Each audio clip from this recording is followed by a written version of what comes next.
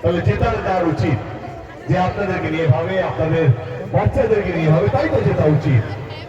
অনেক গরিব পরিবার আছে যারা যদি শরীর খারাপ হয়ে যায়, যদি অপারেশন করতে হয় তো সরকারি হসপিটালে যেতে হয়। অপারেশনের ডেট পেতে পেতে কখনো 10 দিন, 15 দিন, 1 মাস, 2 মাস বা 3 মাসও লেগে যায়। সেখানে মমতা ব্যানার্জি দাঁড়িয়ে গেল, স্বাস্থ্য সাথী কার্ড প্রকল্প নিয়ে এলো, যেখানে গরিব পরিবারের যদি শরীর খারাপ হয় তারা চাইলে সরকারি হসপিটাল নয়, প্রাইভেট হসপিটালে চিকিৎসা করাতে পারে এই স্বাস্থ্য সাথী কার্ডের মাধ্যমে।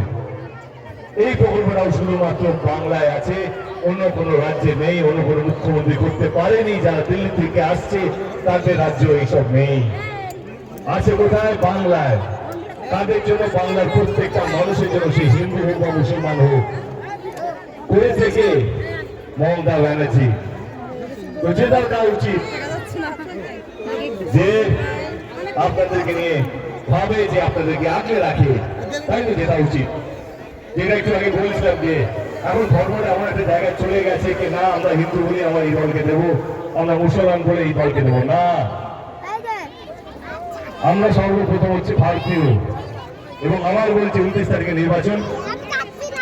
আমাদের দল গত 15 বছর ধরে প্রত্যেকটা শ্রেণীর মানুষকে, সে হিন্দু হোক মুসলমান হোক যেই ধর্মেরই হোক না কেন, তাদেরকে আগলে রেখেছে, তাদেরকে বাঁচিয়ে রেখেছে, তাদেরকে ভালো রাখার চেষ্টা করেছে। 29 তারিখে নির্বাচন।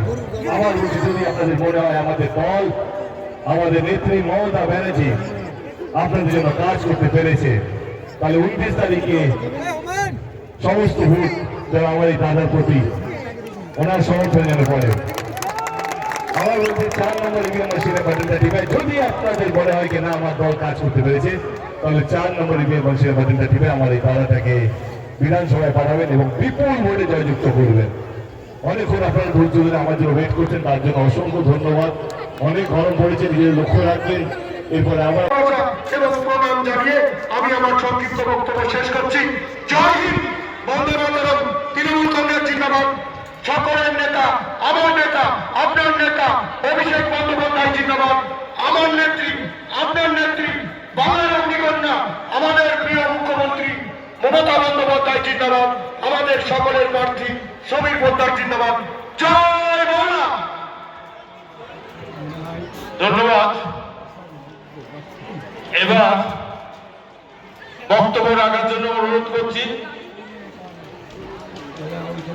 সভাপতি সমুদ্ররঞ্জন ঘোষ মহাসংঘে গামছা দিয়ে আমাদের সাংসদ দীপক অধিকারীকে সম্বোধিত করছেন।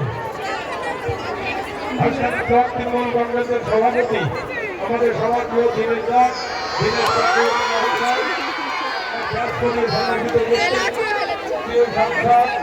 দীপক অধিকারীকে।